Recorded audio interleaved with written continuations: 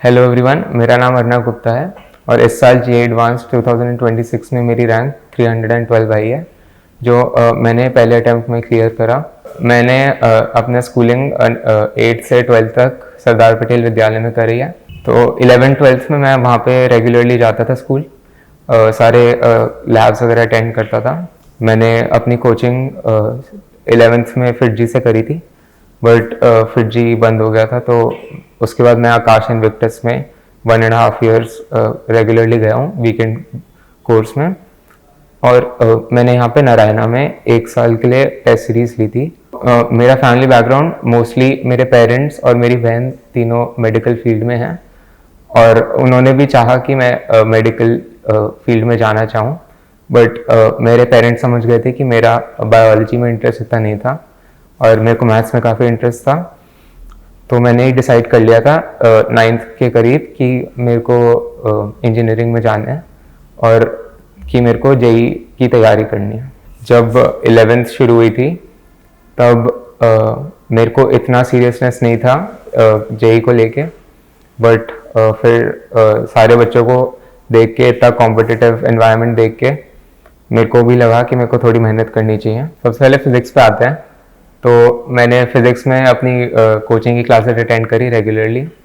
फिर मैंने एक बुक आती है आशीष अरोड़ा सर की, फिज़िक्स गैलेक्सी करके, वो मैंने 11th और 12th में सारे टॉपिक्स के लिए पढ़ी थी मोस्टली। उसकी थियोरी पढ़ी मैंने, उसके बाद मैंने उनके सॉल्व एग्जाम्पल्स करे और फाइनली उनके इन टेक्स्ट एक्सरसाइजेज होते वो भी करे, वो काफ़ी हेल्पफुल थे। तो फिज़िक्स में मेनली स्टार्टिंग में आपको पहले थियोरी पढ़नी चाहिए सारी, उसमें आपको फॉर्मूलेस पता चलेंगे और जो बेसिक जो केसेस होते हैं वो पता चलेंगे। उसके बाद आपको एग्जांपल्स देखने चाहिए और उसके बाद आपको कुछ क्वेश्चंस करने चाहिए, जैसे अगर आपको कोई कोचिंग का मॉड्यूल है वो करो या फिर कोई बुक लिया तो वो करो। तो मैंने बेसिकली फ़िज़िक्स में अपना कोचिंग का मटेरियल करा था सॉल्व। उसके बाद मैंने अपने एक बुक ली थी आशीष अरोड़ा सर की, वो करी थी। एंड उसके बाद मैंने एक प्रॉब्लम सॉल्विंग के लिए कुछ चैप्टर्स के लिए शशि भूषण तिवारी की एक प्रॉब्लम्स की किताब आती है वो करी थी। उसके बाद ये सब हो जाए तो मैंने एंड में चैप्टर के ख़त्म होने के बाद हर चैप्टर के PYQs करने की कोशिश करी। फिज़िक्स में कुछ बहुत हाई वेटेज वाले चैप्टर्स होते हैं, जैसे इलेक्ट्रोमैग्नेटिज्म, ऑप्टिक्स और रोटेशनल मोशन जैसे चैप्टर्स हैं। इनमें आपको स्पेशली ध्यान देना है, और आपको कुछ ना समझ आए तो कोई बात नहीं, सबके साथ होता है। आपको टीचर से बार बार पूछना चाहिए और बार बार थियरी पढ़नी चाहिए ताकि आप बाद में कंफ्यूज ना रहो। तो HC वर्मा में मैंने कुछ चैप्टर्स के लिए ही पढ़ा था, जैसे मैकेनिक्स के लिए थियरी पढ़ी थी और ऑप्टिक्स और EMI वगैरह के लिए। और बाकी मैंने आशीष अरोड़ा सर की बुक आती है वो करी थी, उसमें थियरी काफ़ी अच्छे से एक्सप्लेन्ड है। उसके बाद थियरी एक बार अच्छे से हो जाए तो आप कहीं से भी अच्छे क्वेश्चंस मिले आप उन्हें सॉल्व करने की कोशिश करिए, चाहे आपको 1 घंटा भी लग जाए, बहुत अच्छा सवाल हो तो भी आप ट्राई करते रहिए, उसी से आपकी प्रॉब्लम सॉल्विंग बिल्ड होगी। फिज़िक्स में मोस्टली सारे टॉपिक्स इंटरलिंक्ड होते हैं, तो ऐसे बोलना तो मुश्किल है कि कौन सा टॉपिक ज़्यादा इंपॉर्टेंट है, बट आई वुड से कि जिन भी टॉपिक्स में हाई वेटेज है, जैसे optics, EMI, modern physics, fluids और रोटेशनल मोशन, इन टॉपिक से मोस्टली 1-2 सवाल आ जाते हैं, तो इनको मैं इम्पोर्टेंट कहूँगा। और इनमें मोस्टली सारे ही चैप्टर्स जैसे मैकेनिक्स हो गया या फिर मैग्नेटिज्म हो गया, सब इंटरलिंक करके भी क्वेश्चन बन सकते हैं, इसलिए काफ़ी इम्पोर्टेंट है। तो इनमें बहुत सारे चैप्टर्स के बेसिक्स यूज़ होते हैं, तो उनके लिए बहुत सारे चैप्टर्स प्रीकर्सर्स हो जाते हैं, तो आपको वो भी पहले पढ़ने पड़ेंगे, बट इनमें आपको स्पेसिफिकली ध्यान देना चाहिए और कुछ ना समझ आए तो वो बार बार पढ़ के या फिर टीचर से पूछना चाहिए। तो जैसे रोटेशनल मोशन में मैंने जब पहली बार पढ़ा था 11th में, तो मेरे को थोड़ा सा वीक लगा था और मतलब सबके ऊपर से जा रहा था सर के, टू बी ऑनेस्ट। तो मैंने उसे एंड में जाके छोड़ा नहीं, मैंने उसे फिर से करने की कोशिश करी। मुझे कुछ रिविजन असाइनमेंट्स वगैरह मिले थे कोचिंग में, और मैंने उसके लिए शशि भूषण तिवारी की भी बुक सॉल्व करने की कोशिश करी थी। तो मतलब बेसिकली यही है कि जो भी टॉपिक आपका वीक हो, आपको उसकी थियरी पढ़ के उसको क्वेश्चंस करने हैं बस। आपसे क्वेश्चन ना हो तो सोल्यूशन देखो, बट क्वेश्चन में आपको स्ट्रगल जितना करोगे उतना आपको समझ आएगा फिजिक्स। तो मेरे ख्याल से फिजिक्स में सबसे बड़ी गलती लोग यही करते हैं कि वो लोग अपनी थिंकिंग नहीं लगाते। वो लोग एक सेट पैटर्न आपको बता दिया जाता है कोचिंग वगैरह में या फिर बुक्स में, तो आप सिर्फ उन्हीं प्रॉब्लम्स को फॉलो करते हैं या फिर सिर्फ उन्हीं सिचुएशंस को सोचते हैं। बट आपको थोड़ा सा खुद से ये एनालाइज करना चाहिए कि इस प्रॉब्लम में एक माइनर चेंज हो जाए तो फिर सिचुएशन कैसे बदलेगी या फिर उसका सोल्यूशन कैसे बदलेगा। तो आपको हर एक प्रॉब्लम पे जितना भी आप टाइम लगाओगे उतना आपके लिए अच्छा होगा। तो केमिस्ट्री में मोस्टली तो मेरा काम टीचर ने जो भी पढ़ाया था क्लासेस में उससे हो गया था और नोट्स पढ़ के। तो 11th और 12th की एनसीईआरटी आपको सबसे पहले वही पढ़ना है, चाहे फिजिक्स हो, चाहे केमिस्ट्री हो, चाहे मैथ्स हो। उससे आपका एक बेस बन जाता है, उससे आप इवन मेंस के सवाल आप आराम से कर सकते हो। उससे एक आपका रूट बन जाता है उस टॉपिक में। तो जैसे केमिस्ट्री में कुछ टॉपिक्स होते हैं, जैसे इनऑर्गेनिक केमिस्ट्री है, उसके लिए मेनली सिर्फ एनसीईआरटी से काम हो जाता है, तो वो आपको याद करनी पड़ती है। और फिजिकल केमिस्ट्री में भी उसमें जो फॉर्मूलाज हैं वो सब आपको देखने चाहिए पहले क्वेश्चंस पे आने से पहले। क्वेश्चंस केमिस्ट्री में मेनली आप मॉड्यूल्स फॉलो करिए अपनी जो भी कोचिंग है उसके। और मैंने ऑर्गेनिक केमिस्ट्री के लिए MS चौहान एक बुक आती है उसके थोड़े से सवाल करे थे 11th में। और फिजिकल केमिस्ट्री में मैंने नीरज कुमार की एक किताब आती है, वो एंड में कुछ चैप्टर्स के लिए फॉलो करी थी। और 11th में मैंने एन अवस्थी करके एक किताब आती है, उसको मैंने फॉलो करा था। और एक चीज़ मैं ये कहना चाहूँगा कि एन अवस्थी में अगर आपको अपने बेसिक्स क्लियर लग रहे हैं तो आप सीधा लेवल 2 और लेवल 3 कर सकते हैं, ताकि आपका टाइम उसमें वेस्ट ना हो। और इनऑर्गेनिक केमिस्ट्री में एक किताब आती है VK जायसवाल, वो हमें एंड में फॉलो करने के लिए बोला था। और लास्ट के 1 मंथ में मैंने उसके काफ़ी सारे सवाल करे थे, अराउंड 200-300 सवाल 2-3 दिन में करता था मैं, ताकि जो भी आपने पढ़ा है वो आपको रिटेन होता रहे। और हमारी टीचर ने एक और चीज़ बोली थी कि जो भी इक्वेशंस हैं वो आप लिख लिख के प्रैक्टिस करो। जो भी अगर सवाल में कोई इक्वेशन यूज हो रही है, केमिकल इक्वेशन, तो आप उसे रफ में लिख लो ताकि वो आपके दिमाग में रिटेन रहे। ओवरऑल केमिस्ट्री में मैं कहूँगा सारी केमिस्ट्री स्कोरिंग है। एक तो बहुत ही कम इनपुट लगता है केमिस्ट्री में, जैसे मैंने अपनी प्रेपरेशन में ओवरऑल सबसे कम टाइम केमिस्ट्री को दिया है आई वुड से, बट उसमें ही सबसे ज़्यादा मेरे मार्क्स आए हैं आयरॉनिकली। बट केमिस्ट्री में एक तो आपको फिजिकल केमिस्ट्री में सिर्फ आपको थोड़े बहुत लॉजिक समझना है, फॉर्मूलाज याद करने हैं, उससे आपके मोस्टली सारे सवाल हो जाते हैं, PYQs वगैरह, तो वो है। और इनऑर्गेनिक केमिस्ट्री में भी आप थोड़ा थोड़ा एक एक पैराग्राफ ही पढ़ते रहें तो आपको पूरा चैप्टर याद हो जाएगा।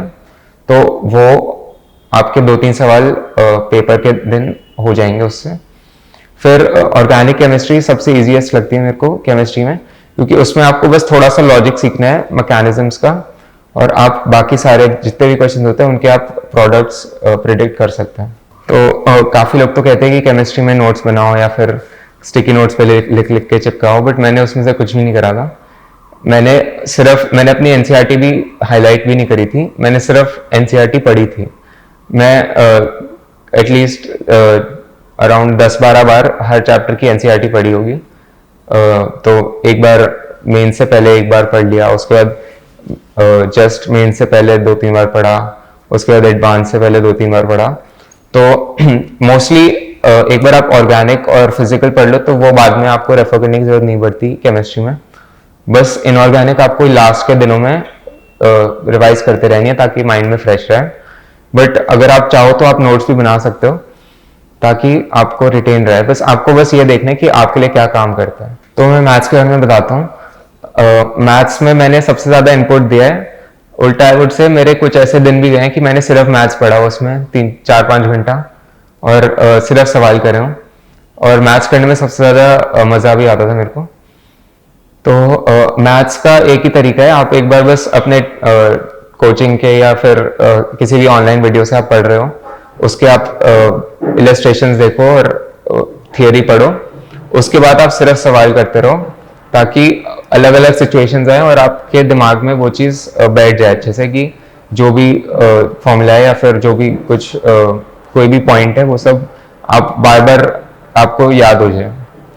तो मैथ्स के लिए एक मैं यूट्यूब चैनल है मैथ्स में राइजिंग करके, वो भी मैं कभी कभी देखता था, उसमें बहुत अच्छे लेवल के प्रॉब्लम्स हैं। तो अगर आप ऑनलाइन पढ़ने में कंफर्टेबल है तो आप उससे भी सवाल कर सकते हैं। मैथ्स में सबसे इजी और सबसे स्कोरिंग जो चैप्टर है वो है पूरा ही कोऑर्डिनेट ज्योमेट्री। तो कोऑर्डिनेट ज्योमेट्री में आपको बस थोड़े से फॉर्मूलेज जैसे equation of tangent, equation of normal, chord of contact, ये सब आपको इन सबको डिराइव करना चाहिए एक बार अच्छे से खुद से। उसके बाद आपको मोस्टली खुद याद ही रहेंगे, या फिर आप बीच बीच में आप रिवाइज करते रहिए उन फॉर्मूलाज को। बट उन्हीं कुछ चीज़ों पे बेस्ड आपको दो तीन सवाल आ जाते हैं। जैसे इस साल भी काफ़ी सवाल आए थे कोऑर्डिनेट ज्योमेट्री से रिलेटेड। तो वो एक बहुत लो इनपुट हाई आउटपुट सेक्शन है मैथ्स का, आई वुड से। उसके बाद मैथ्स में कॉम्प्लेक्स नंबर्स एक ऐसा चैप्टर है जो बहुत ही आसान है और उसमें कुछ भी ऐसा नया नहीं लगेगा आपको। वो बेसिकली वेक्टर जैसा ही है, और उसमें भी आपको जितनी भी सिचुएशंस है वो सारी खुद से क्लिक हो जाएंगी। तो वो भी बहुत एक इजी चैप्टर है और वो आपको ज़रूर पढ़ना चाहिए। और मैथ्स में एक और चैप्टर है वेक्टर एंड 3D ज्योमेट्री, मैं कहूँगा, जो बहुत ही ज़्यादा आसान है। और उसको आप एक बार जितने भी स्टैंडर्ड केसेस हैं वो पढ़ लो तो आप नई सिचुएशंस को भी आराम से टैकल कर पाओगे।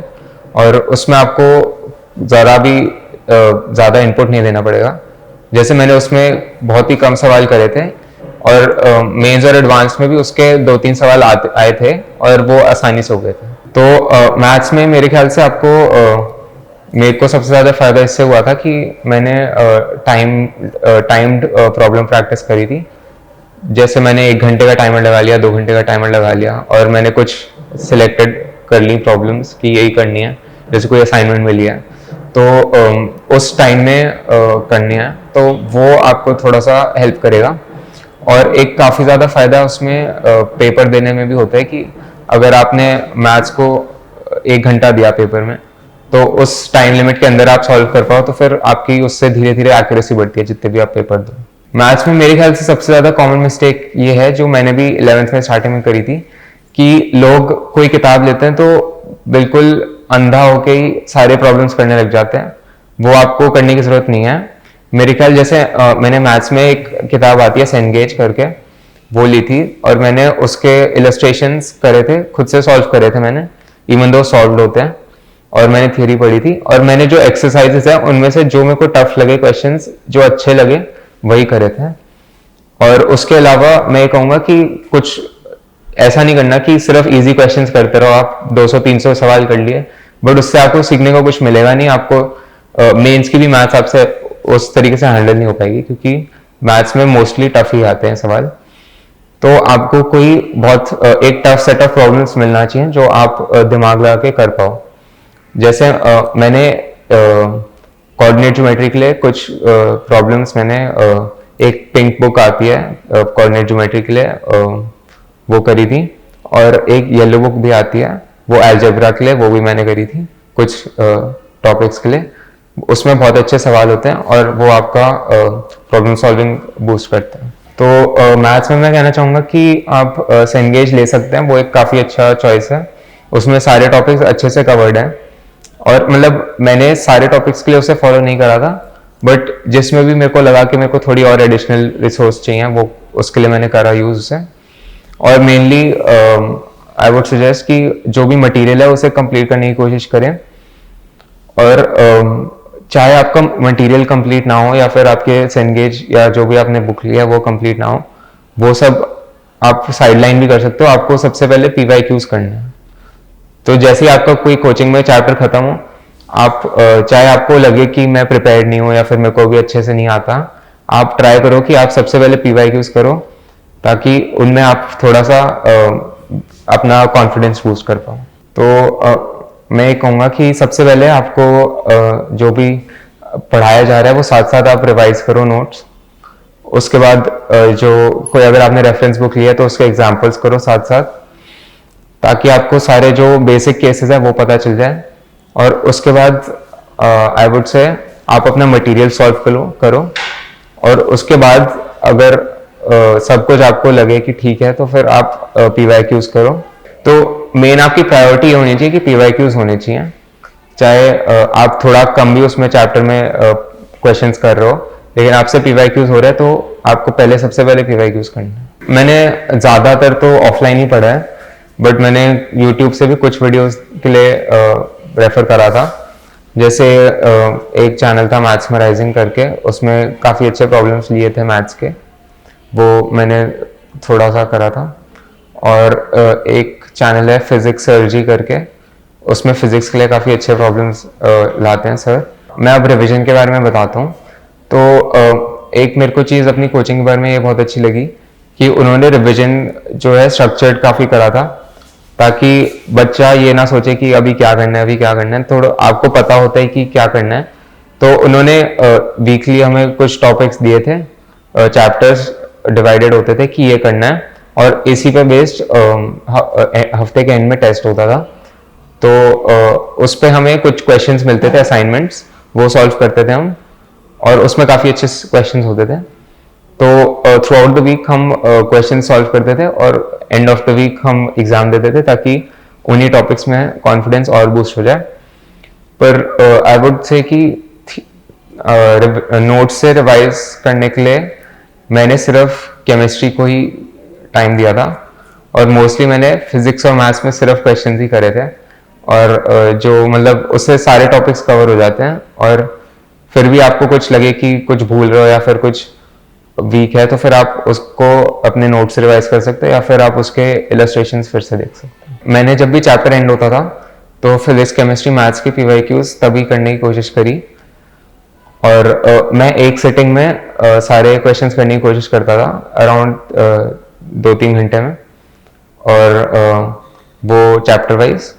और उसके बाद एंड ऑफ जब मेरी सारी प्रिपरेशन एंड हो गई थी, सिलेबस वगैरह, तो मैंने लास्ट 3-4 साल के पेपर्स ऑनलाइन खुद से बैठ के देने की ट्राई करा था। इवन तो मैंने कुछ उसमें से क्वेश्चंस देखे हुए थे, बट अगर आप पूरा पेपर दे रहे हो तो आपको उस समय याद नहीं रहता कि इस क्वेश्चन में क्या था, उस क्वेश्चन में क्या था। तो उन प्रीवियस ईयर क्वेश्चंस को फिर से रिवाइज करने के लिए एक अच्छा तरीका है कि आप उन्हें एज अ टेस्ट भी दो। तो अब मैं मॉक टेस्ट के बारे में बताता हूँ। मॉक टेस्ट तो सबसे ज़्यादा इंपॉर्टेंट चीज़ रही है शायद मेरी प्रेपरेशन में, जिसने मेरी रैंक को शायद बहुत ज़्यादा बूस्ट करा होगा। तो मॉक टेस्ट जब भी आपकी कोचिंग में शुरू हो तब आप शुरू कर सकते हैं, या फिर कोई भी आप मेजर जो इंस्टीट्यूट्स हैं उनकी आप टेस्ट सीरीज ले सकते हैं। जैसे मैंने नारायणा की टेस्ट सीरीज ली थी 12th में, तो उनका जो भी शेड्यूल है उस हिसाब से मैंने सारे टेस्ट देने की कोशिश करी। स्पेशली जब जैसे जेई मेंस आया था, तो उसके जस्ट 1 महीने पहले से मैंने सिर्फ टेस्ट दिए थे, रोज के 1 या 2 टेस्ट, और बाकी थोड़ी सी रिवीजन करी थी। तो टेस्ट के साथ ये होता है कि आपको वो टॉपिक उस समय थोड़ा सा प्रेशर भी होता है, और आप वो टॉपिक रिकॉल कर सकते हो, तो आपको वो दिमाग में रहेगा बाद में भी, और वो जब आप एग्जाम दोगे उसी टॉपिक पे क्वेश्चन आया तो आप अच्छे से इजीली रिकॉल कर पाओगे।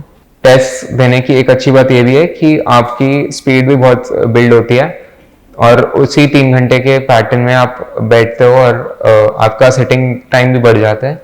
मेरे को जब भी ऐसा लगता था कि मैं पढ़ाई करने का मन नहीं कर रहा या फिर बहुत बोर हो रहा हूँ, तो मैं उस समय टेस्ट दे देता था। मेरे फिजिक्स के टीचर ने सजेस्ट करा था, और इसी बहाने मेरे काफ़ी स्टडी आवर्स भी बढ़ गए थे। जब मेरे को बोर्डम हो रही थी तो मैंने उस टाइम को यूटिलाइज कर लिया। तो मैं तो यही कहूँगा कि आप जितने दे सकते हो उतने दे दो। और मैंने अपने टाइम में अराउंड जैसे अभी एडवांस के टाइम पे हमारे 15 टेस्ट तो ऑफलाइन हुए थे, तीन टेस्ट होते थे एक दिन में 3 घंटे के, वो दिए थे मैंने सारे ऑलमोस्ट। लास्ट के 3 नहीं दिए थे क्योंकि वो लास्ट हफ्ता था। तो और मैंने हमारे टेस्ट सीरीज भी चलती थी, उसके भी अराउंड 20 टेस्ट थे, उसमें से मैंने कम से कम 15 या 16 टेस्ट दिए थे। और मैंने नारायणा की टेस्ट सीरीज के भी काफ़ी अराउंड 10-12 टेस्ट दिए थे।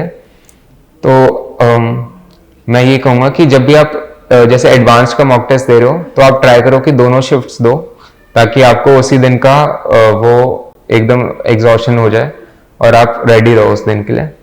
तो जैसे हमारे यहाँ अराउंड 2 या 3 कंप्यूटर बेस्ड टेस्ट भी हुए थे, जिसमें जैसे एकदम रेप्लिकेट करा था जैसे एक्चुअल एग्जाम सेंटर के डे पे होता है, तो उससे भी काफ़ी हेल्प मिली थी मुझे।